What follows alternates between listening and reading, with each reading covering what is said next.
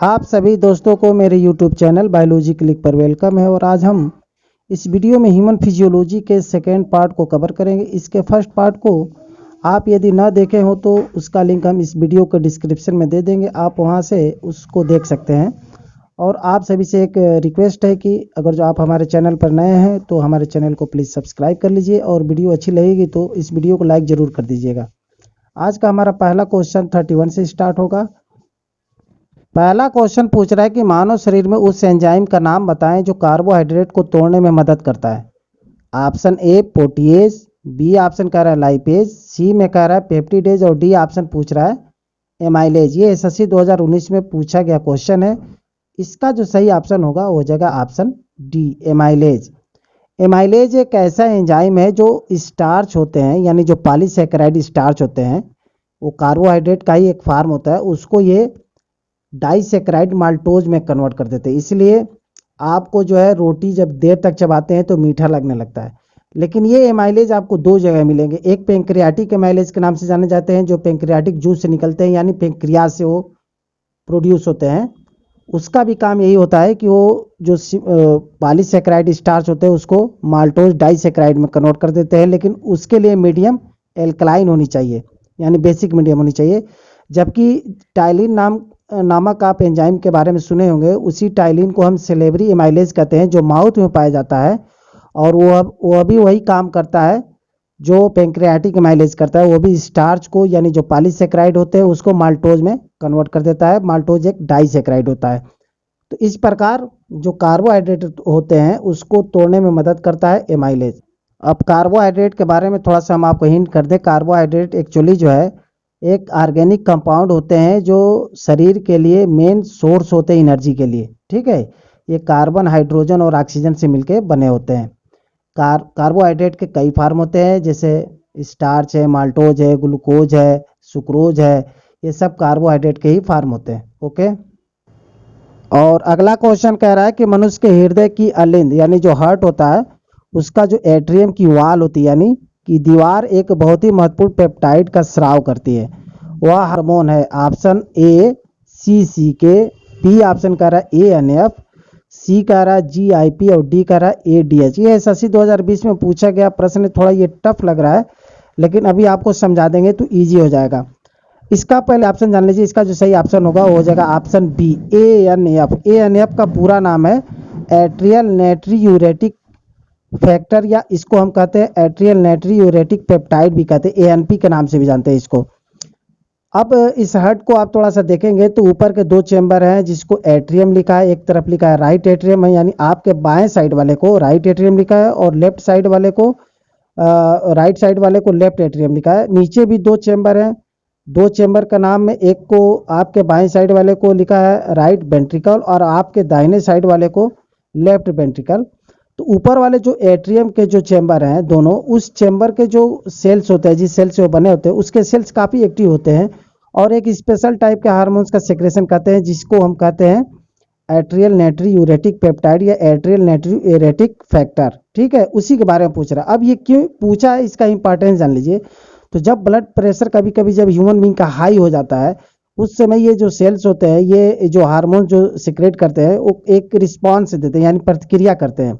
और शरीर के अंदर जो भी वाटर का, सोडियम का, पोटेशियम के या फैट्स के जो लेवल है उसको कंट्रोल करते हैं, यानी उस पर कंट्रोलिंग करके और ह्यूमन बींग को बचा लेते हैं मरने से। तो इस प्रकार ये काफ़ी महत्वपूर्ण हार्मोन है जिसका नाम है एट्रियल नाइट्रियूरेटिक फैक्टर या एट्रियल नाइट्रियूरेटिक पेप्टाइड। ओके। और अगला क्वेश्चन कह रहा है कि पाचन क्षेत्र में भोजन के साथ मिलने वाला पहला एंजाइम निम्न में से कौन सा है। Option A trypsin, B option कह रहा है सेलुलोज, सी कह रहा है पेप्सिन, और डी कह रहा है एमाइलेज। ये CDS 2020 में पूछा गया क्वेश्चन है। इसका जो सही ऑप्शन होगा हो जाएगा ऑप्शन डी, एमाइलेज। एमाइलेज के बारे में अभी पहला क्वेश्चन हम आपको बताए थे, जिसमें बताए थे कि ये जो पॉलीसैकेराइड होते हैं स्टार्च, उसको कन्वर्ट कर देता है किसमें, माल्टोज डाइसैकेराइड में। तो जब आप पहले बार जब आप माउथ में अपना रोटी वगैरह का टुकड़ा लेते हैं तो सबसे पहले जो कार्बोहाइड्रेट होते हैं स्टार्च के फॉर्म में, उस पर ही अपना पहला रिएक्शन करता है। इसी को हम कहते हैं एमाइलेज। ओके। और अगला क्वेश्चन पूछ रहा है कि लार में कौन सा एंजाइम पाया जाता है। ऑप्शन ए रेनिन, बी कह रहा है टाइलिन, सी कह रहा है टेनिन और डी कह रहा है रेजिन। ये आरआरबी 2003 में पूछा गया क्वेश्चन है।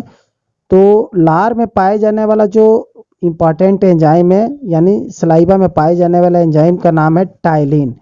टाइलिन को ही हम सिलेवरी एमाइलेज के नाम से जानते हैं। देखिए कितनी बार घुमा के पूछा है। जो क्या करता है, स्टार्च यानी पॉलीसेकेराइड को कन्वर्ट कर देता है किसमें, डाइसेकेराइड माल्टोज में। ओके, उसी को हम टाइलिन भी कहते हैं। अब यहाँ बार बार सिलेवरी एमाइलेज, टाइलिन और इनसे बहुत सारे क्वेश्चन पूछ रहा है, तो हम आपको एक सलाइवा के अंदर पाए जाने वाले जितने भी एंजाइम्स हैं उसके बारे में थोड़ा सा हिंट कर दे रहे हैं ताकि आप कंफ्यूज ना हो। देखिए जो सलाइवा होता है एक्चुअली बना होता है म्यूकस से, वाटर से और लाइसोजाइम से, और एक और एंजाइम होता है जिसका नाम है टाइलिन, जिसको हम सिलेवरी एमाइलेज कहते हैं। इसके बारे में तो हम पढ़ा ही चुके हैं कि एमाइलेज और सिलेवरी एमाइलेज और टाइलिन क्या है। लेकिन बाकी जो वाटर है, म्यूकस है और लाइसोजाइम, इसके बारे में थोड़ा सा फंक्शन बता देते हैं।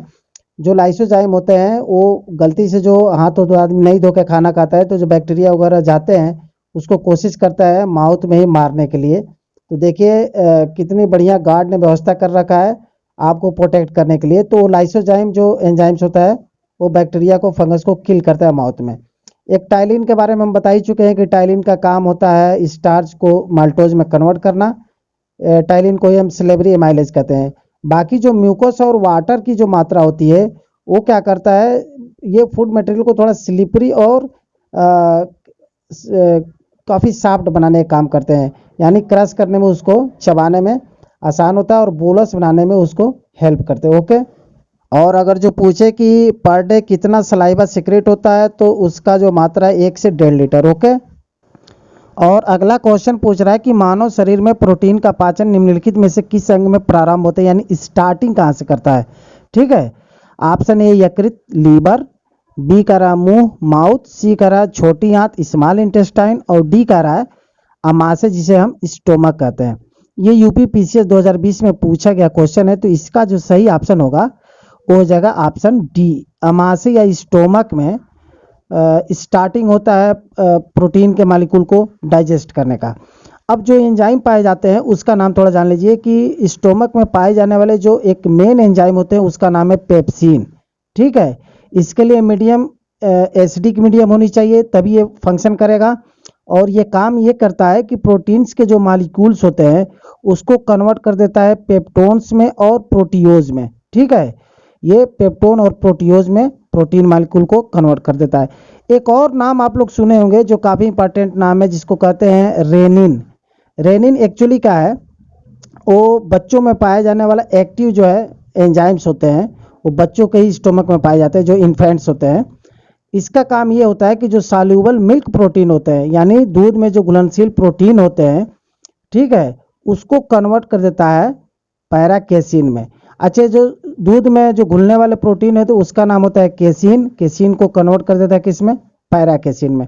ओके, और अगला क्वेश्चन पूछ रहा है कि लार किसके पाचन में सहायक होता है। ऑप्शन ए प्रोटीन, बी कह रहा है स्टार्च, सी कह रहा है फाइबर, डी कह रहा है वसा।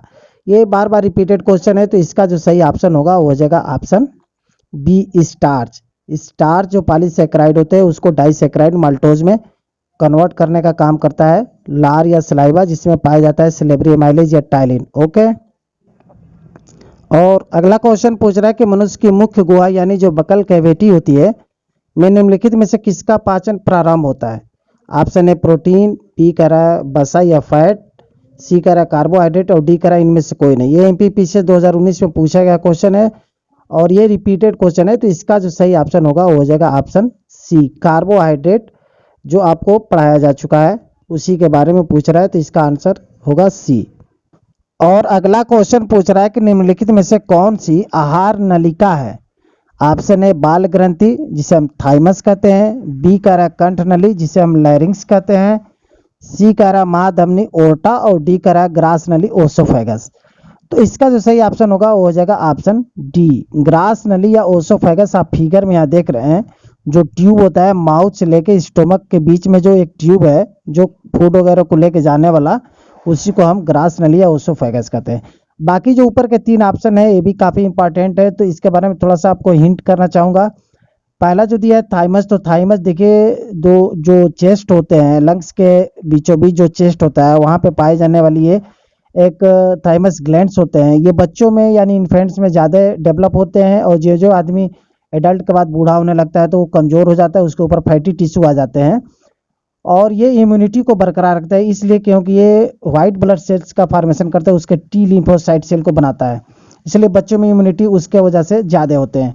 बाकी जो बी वाला ऑप्शन दिया है लैरिंग्स, तो लैरिंग्स का काम है ये फेरिंग्स के नीचे पाया जाने वाला लैरिंग्स होता है जो साउंड क्रिएट करता है, इसको हम वोकल कॉर्ड भी कहते हैं। और महाधमनी जो होता है उसको हम ओटा कहते हैं, ये फ्रेश ब्लड को रोटेट कराता है बॉडी में। ओके, और अगला क्वेश्चन पूछ रहा है कि सामान्यतः निषेचन होता है जिसे हम फर्टिलाइजेशन कहते हैं, पूछ रहा कहाँ होता है। ऑप्शन ए डिम्ब वाहिनी नली में जिसे हम फेलोपियन ट्यूब कहते हैं, बी कह रहा है गर्भाशय जिसे हम यूटेरस कहते हैं, सी कह रहा है ग्रीवा यानी जो नेक होता है वेजाइना और यूटेरस के बीच में जो नेक होता है उसको पूछ रहा है, और डी कह रहा है कि आच्छद योनि में, ठीक है, जिसे हम वेजाइना कहते हैं। ये एसएससी 2012 में पूछा गया क्वेश्चन है, तो इसका जो सही ऑप्शन होगा वो हो जाएगा ऑप्शन ए डिम्ब वाहिनी नली। जो फेलोपियन ट्यूब होते हैं एक्चुअली वहाँ पे जो मेल और फीमेल गैमेट है वहाँ पे जाकर दोनों आपस में मिल जाते हैं, उसी मिलने को ही हम फर्टिलाइजेशन कहते हैं। मिलने के बाद दोनों एक जाइगोट बन जाते हैं, फिर वहाँ से धीरे धीरे जो है आगे की प्रक्रिया होती है। आप यहाँ फिगर में देख रहे हैं कि बहुत सारे जो मेल के स्पर्म्स हैं वो सारे स्पर्म जो उस जो फीमेल का जो गैमेट है बाल की तरह जो स्ट्रक्चर दिख रहा है उसके अंदर जाने के लिए परेशान है, तो ये जब अंदर एक ही जाएगा बाकी सब क्या बाहर ही रह जाएंगे, तो उस जाने के बाद वो मिलके एक जाइगोट बन जाता है, इसी को हम निषेचन या फर्टिलाइजेशन कहते हैं जो फेलोपियन ट्यूब में होता है। ओके, और अगला क्वेश्चन पूछ रहा है कि पचे हुए भोजन में मौजूद विषैले पदार्थ का कौन सा अंग चूषण करता है। चूषण मतलब एब्जॉर्प्शन कौन सा ऑर्गन कर लेता है। ऑप्शन ए दिया है अमाशय जिसे हम स्टोमक कहते हैं, बी करा अग्नाशय पेंक्रियाज, सी करा ब्रिक और डी करा यकृत। तो इसका जो सही ऑप्शन होगा वो हो जाएगा ऑप्शन डी, यकृत या लीवर को जो है ऐसा अंग माना जाता है जो काफ़ी इंपॉर्टेंट होता है, और जो भी हार्मफुल सब्सटेंस होते हैं भोजन में उसको क्या करता है एब्जॉर्प्शन का काम कर लेता है। बाकी इसके शरीर में बहुत सारे फंक्शन है, वो किसी नेक्स्ट वीडियो जब इस पे एक टॉपिक बनाएंगे तो वहाँ पे आपको बता देंगे। और अगला क्वेश्चन पूछ रहा है कि प्रोटीन पाचक एंजाइम की पहचान करें। ऑप्शन ए लाइपेज, बी कह रहा है कोलेजन, सी कह रहा है पेप्सिन और डी कह रहा है एमाइलेज। तो इसका सही ऑप्शन होगा वो हो जाएगा ऑप्शन सी पेप्सिन। पेप्सिन के बारे में आपको बता भी दिया गया है कि यह गैस्ट्रिक जूस में पाए जाने वाला एक एंजाइम्स होते हैं जो स्टोमक में पाए जाते हैं, और इसका काम है प्रोटीन मॉलिक्यूल्स को कन्वर्ट कर देते हैं पेप्टोन और प्रोटीओज में। ओके, और अगला क्वेश्चन पूछ रहा है कि अपोहन या डायलिसिस का प्रयोग किस क्रिया को पूरा करने के लिए होता है। ऑप्शन ए फेफड़े यानी लंग्स, बी कह रहा है हृदय यानी हार्ट, सी कह रहा है यकृत यानी लीवर और डी कह रहा है ब्रिक यानी किडनी। ये एसएससी 1999 में पूछा गया क्वेश्चन है, तो इसका जो सही ऑप्शन होगा वो हो जाएगा ऑप्शन डी, ब्रिक या किडनी की क्रिया को पूरा करने के लिए अपोहन या डायलिसिस की क्रिया होती है। अब थोड़ा सा हम बता दें कि किडनी एक्चुअली उसका फंक्शन क्या है। तो किडनी हमारे शरीर की जितने भी जो ब्लड के अंदर जो वेस्ट मटेरियल घुले होते हैं उसको फिल्टर करने का काम करता है, और मूत्र के या यूरिन के फॉर्म में उसको बाहर निकाल देता है। तो जब किडनी फेलियर हो जाता है तो उस कंडीशन में ऐसा होता है कि ह्यूमन बीइंग की जो शरीर है उसमें वेस्ट मटेरियल जमने लगते हैं और उसमें टॉक्सिसिटी आ जाती है। तो उसको दूर करने के लिए एक आर्टिफिशियल तरीके से एक मशीन लगी होती है जिसमें ह्यूमन बीइंग के ब्लड को उसमें भेज दिया जाता है और वो उसको फिल्टर कर लेता है, और फिल्टर करने के बाद से जो वेस्ट मटेरियल होते हैं यूरिन वगैरह उसको बाहर निकाल देता है। बाकी शुद्ध ब्लड को फिर जो है वो मशीन द्वारा री इंटर करा दिया जाता है बॉडी में, इसी को हम कहते हैं अपोहन या डायलिसिस। ठीक है, और अगला क्वेश्चन पूछ रहा है कि पाचन क्रिया में प्रोटीन निम्नलिखित में से किस पदार्थ में बदल जाते हैं। ऑप्शन ए वसा या फैट, बी कह रहा है ग्लूकोज, सी कह रहा है एमिनो अम्ल जिसको हम इम्यूनो एसिड कहते हैं, और डी कह रहा है शर्करा यानी ग्लूकोज। तो ये एसएससी 2002 में पूछा गया क्वेश्चन है, इसका जो सही ऑप्शन होगा वो हो जाएगा ऑप्शन सी, एमिनो अम्ल या एमिनो एसिड में प्रोटीन के मॉलिक्यूल कन्वर्ट हो जाते हैं या टूट जाते हैं। प्रोटीन क्या एक लार्ज मॉलिक्यूल होता है जो 20 टाइप्स के एमिनो एसिड से बने होते हैं, तो उसी एमिनो एसिड में तुरंत जो है कन्वर्जन हो जाता है, उसी को हम कहते हैं डाइजेशन या पाचन। और अगला क्वेश्चन पूछ रहा है कि निम्नलिखित में से वह अंग कौन सा है जो मानव शरीर में ग्लाइकोजन के रूप में कार्बोहाइड्रेट को जमा करता है। ऑप्शन ए आंत यानी इंटेस्टाइन, बी कह रहा है अमाशय, स्टोमक सी करा अग्नाशय पैंक्रियाज और डी करा यकृत यानी लीवर। ये एसएससी 2002 में पूछा गया क्वेश्चन है, तो इसका जो सही ऑप्शन होगा वो हो जाएगा ऑप्शन डी। यकृत या लीवर इतना इम्पॉर्टेंट आर्गन होता है जो कार्बोहाइड्रेट की कमी हो जाए तो जो ग्लाइकोजन के रूप में जो स्टोर किया रहता है कार्बोहाइड्रेट को, उसको फिर दोबारा दे देता है कार्बोहाइड्रेट के फॉर्म में, और ज़्यादा एक्सेस अमाउंट में होता है कार्बोहाइड्रेट तो उसको ग्लाइकोजन के फॉर्म में जमा करके स्टोर किया रहता है। ओके। और अगला क्वेश्चन पूछ रहा है कि पित्त जिसे हम बाइल कहते हैं निम्न में से किसके द्वारा पैदा किया जाता है। ऑप्शन ए यकृत यानी लीवर, बी करा अमाशय स्टोमक, सी करा अग्नाशय पैंक्रियाज और डी करा ग्रहणी। ठीक है, तो ये एसएससी 2002 में पूछा गया क्वेश्चन, इसका सही ऑप्शन होगा वो हो जाएगा ऑप्शन ए। यकृत या लीवर में पित्त का फॉर्मेशन होता है। आप यहाँ फिगर में देख रहे हैं जो गाल ब्लाडर जिसको कहते हैं, उसी में एक्चुअली क्या होता है, बाइल का स्टोरेज होता है। और वो बाइल आता कहाँ से है, तो वो बाइल आता है जिसको हम कलेजी कहते हैं या यकृत कहते हैं या लीवर कहते हैं, उसके द्वारा उसका फॉर्मेशन होता है, वहां से उसको भेज दिया जाता है गाल ब्लाडर में। ओके। और अगला क्वेश्चन पूछ रहा है कि पित्त या बाइल जमा होता है, यानी बाइल का स्टोरेज कहाँ होता है उसके बारे में पूछ रहा है। ऑप्शन ए दिया है पित्ताशय गाल ब्लाडर में, बी करा ग्रहणी, सी करा यकृत और डी करा प्लीहा। ये एसएससी 2002 में पूछा गया क्वेश्चन है, तो इसका जो सही ऑप्शन होगा वो हो जाएगा ऑप्शन ए। पित्ताशय या गाल ब्लाडर में पित्त या बाइल स्टोरेज होता है। ओके। और अगला क्वेश्चन पूछ रहा है कि पित्त या बाइल का प्रमुख कार्य है। ऑप्शन ए वसा को वसा अम्ल और ग्लिसरॉल में परिवर्तन, बी करा वसा अम्ल एवं ग्लिसरॉल का वसा में परिवर्तन, सी करा वसा का पायसीकरण यानी इमल्सीकरण और डी करा उपयुक्त सभी। इसका जो सही ऑप्शन होगा वो हो जाएगा ऑप्शन सी। वसा का पायसीकरण या इमल्सीकरण कर देता है, यानी जो फैट्स होते हैं उस फैट्स को किसमें पायसीकरण करके भेज देता है स्मॉल इंटेस्टाइन में। जब जाता है तो फिर वहाँ पे उसके लिए सूटेबल जो है एटमॉस्फेयर बन जाता है डाइजेशन के लिए। ओके। और ये इंपॉर्टेंट क्वेश्चन है, ये पूछ रहा है कि मानव शरीर के किस अंग को शरीर का रासायनिक कारखाना कहा जा सकता है। ऑप्शन ए फेफड़े यानी लंग्स, बी करा यकृत लीवर, सी करा गुर्दे यानी किडनी और डी करा पेट यानी एब्डोमेन। ये एसएससी 2019 में पूछा गया क्वेश्चन है, तो इसका जो सही ऑप्शन होगा वो हो जाएगा ऑप्शन बी। यकृत या लीवर को शरीर का रासायनिक कारखाना कहा जा सकता है। ऐसा इसलिए क्योंकि इसमें बहुत सारे जो है केमिकल रिएक्शन और स्टोरेज का काम होता है। जैसे ये ग्लाइकोजन को स्टोर करता है, साथ ही साथ यूरिया का फॉर्मेशन भी करता है, आयरन का स्टोरेज करता है, और जितने भी फैट सॉल्युबल विटामिन होते हैं जैसे ए डी ई और के, इन विटामिन को भी क्या करता है, ये स्टोरेज का काम करता है। साथ ही साथ हिपैरिन जो एंटी कोएगुलेंट होते हैं, यानी ब्लड को जो जमने से रोकता है शरीर के अंदर, उसको हम हिपैरिन कहते हैं, उसका भी सिक्रेशन करता है। और भी बहुत सारे इसके फंक्शन है, इसलिए इसको हम शरीर का रासायनिक कारखाना भी कहते हैं। ओके। और अगला क्वेश्चन पूछ रहा है कि पेस मेकर का संबंध किससे है। यहाँ पे आप फिगर में देख रहे हैं, इसी को हम पेस मेकर कहते हैं। इसका रिलेशन पूछ रहा है किस आर्गन से। ऑप्शन ए गुर्दा यानी किडनी, बी करा दिमाग ब्रेन, सी करा फेफड़ा लंग्स और डी करा हृदय यानी हार्ट। ये आरआरबी 2000 में पूछा गया क्वेश्चन है, तो इसका जो सही ऑप्शन होगा वो हो जाएगा ऑप्शन डी। हार्ट या हृदय से संबंध पेस मेकर का है। यहाँ पे आप एक डिवाइस देख रहे हैं, ये इलेक्ट्रिक डिवाइस होता है, और ये जब दिल की जो धड़कनें होती है अगर जो आगे पीछे होती है या कम होती है, तो उसको बैलेंस करने के लिए एक डिवाइस लगाया जाता है, जिससे दिल की धड़कन हमेशा जो है बराबर काम करता है। ओके। और अगला क्वेश्चन पूछ रहा है पेस मेकर का कार्य है, यानी फंक्शन पूछ रहा है पेस मेकर का।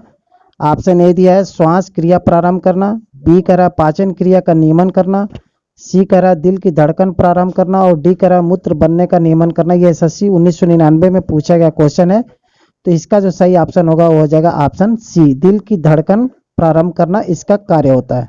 ओके।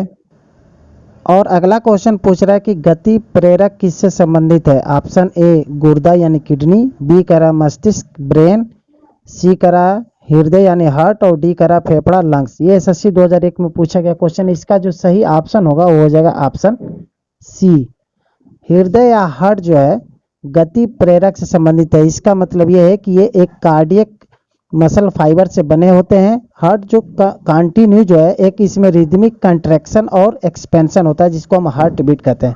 आप यहाँ फिगर में देख रहे हैं कि बार बार ये एक्सपेंस कर रहा है और कंट्रैक्ट कर रहा है, जिससे जैसे वो ब्लड को पंप करके पूरे शरीर में फोर्स करता है और ब्लड का सर्कुलेशन होता रहता है। ओके।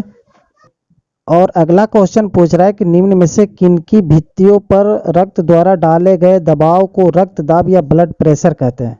ऑप्शन ए हृदय, बी कह रहा है सीरा जिसको वेन कहते हैं, सी कह रहा है धमनी जिसे आर्टेरीज कहते हैं, और डी कह रहा है कोशिका यानी सेल। ये एसएससी 2002 में पूछा गया क्वेश्चन है, तो इसका जो सही ऑप्शन होगा वो हो जाएगा ऑप्शन सी धमनी या जो ओर्टा होता है या आर्टेरीज। आप यहाँ पे देख रहे हैं फिगर में, तो हमारा जो हार्ट होता है सबसे पहले उसी में ब्लड को फ्लो करता है, पंप आउट करता है। तो पहला जो प्रेशर होता है ब्लड प्रेशर वो धमनी पे ही पड़ता है, इसलिए इसका ऑप्शन हो जाएगा सी। ओके। और अगला क्वेश्चन पूछ रहा है कि सोते समय रक्तदाब यानी जो ब्लड प्रेशर है में क्या परिवर्तन होता है।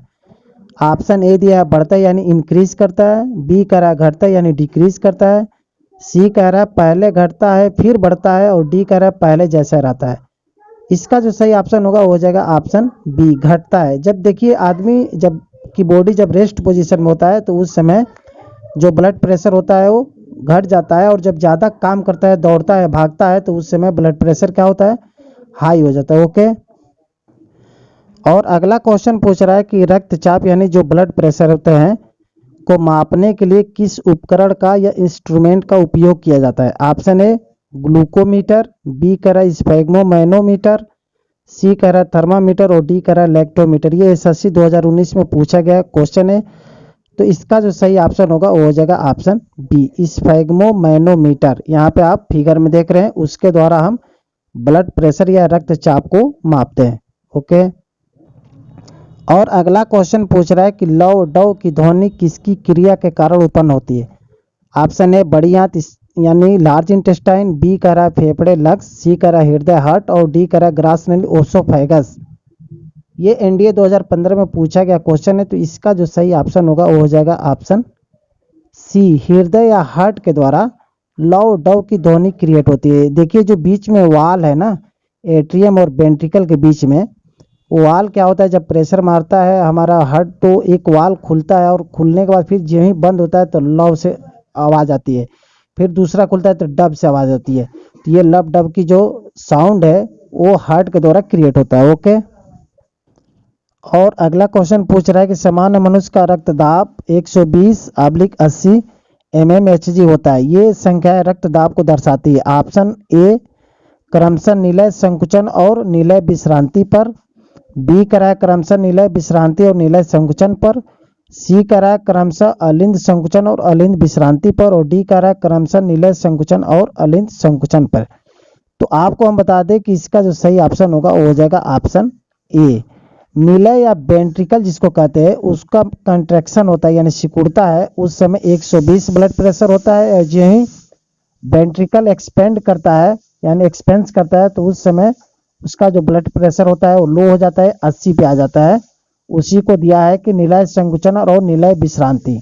ओके। और अगला क्वेश्चन पूछ रहा है कि मनुष्य के शरीर में हृदय को एक बार धड़कने के लिए कितना समय लगता है। ऑप्शन ए 1 सेकेंड, बी कह रहा है 1 मिनट, सी कह रहा है 1.5 सेकेंड, और डी कह रहा है 0.8 सेकेंड। तो जो मनुष्य के शरीर में हृदय है उसको एक बार टोटल कंप्लीट जो है धड़कने में यानी एक बार एक्सपेंस करने में और एक बार कंट्रैक्शन करने में जो टाइम ड्यूरेशन होता है वो 0.8 सेकेंड का होता है। तो इसलिए इसका ऑप्शन जो होगा वो होगा ऑप्शन डी। ओके। और अगला क्वेश्चन पूछ रहा है कि मनुष्यों की समान स्पंदन दर यानी पल्स रेट क्या है। ऑप्शन ए 2 बीट प्रति मिनट, बी कह रहा 80 से 90 बीट प्रति मिनट, सी कह रहा 70 से 80 बीट प्रति मिनट, और डी कह रहा 97 बीट प्रति मिनट। ये आरआरबी 2019 में पूछा गया क्वेश्चन है, तो इसका जो सही ऑप्शन होगा हो जाएगा ऑप्शन सी 70 से 80 बीट प्रति मिनट। आपको कुछ किताबों में प्रति सेकेंड दिया है जो गलत है। एक्चुअली जो रेट ऑफ हार्ट बीट होते हैं उसी को हम पल्स रेट कहते हैं। तो जो एडल्ट मेल होते हैं उसमें ये 70 से 72 बीट्स पर मिनट होता है, जबकि जो फीमेल एडल्ट्स होते हैं उसमें 80 बीट पर मिनट होता है। तो इसलिए इसका जो सटीक आंसर होगा वो हो जाएगा ऑप्शन सी। ओके। और इस वीडियो का अंतिम प्रश्न और पूछ रहा है कि मानव शरीर में यूरिया की अधिकतम मात्रा किसमें पाई जाती है। ऑप्शन ए रक्त में, बी कह रहा है हृदय में, सी कह रहा है मूत्र में और डी कह रहा है पसीने में। तो इसका जो सही ऑप्शन होगा वो हो जाएगा ऑप्शन सी। यूरिन या जो मूत्र होता है उसमें सबसे ज़्यादा यूरिया की मात्रा पाई जाती है, जिसको NH2CO NH2 कहते हैं। ये शरीर के लिए काफ़ी हार्मफुल होता है और किडनी के द्वारा जब ब्लड को फिल्टर किया जाता है तो जो जितने यूरिया होते हैं उसको जो है मूत्र के रूप में बाहर निकाल लिया जाता है। तो अगर जो हमारी वीडियो अच्छी लगी है तो हमारी वीडियो को लाइक कर दीजिए और चैनल पे नए हो तो सब्सक्राइब जरूर कर दीजिएगा। बाकी अगले वीडियो तक के लिए आपको थैंक यू।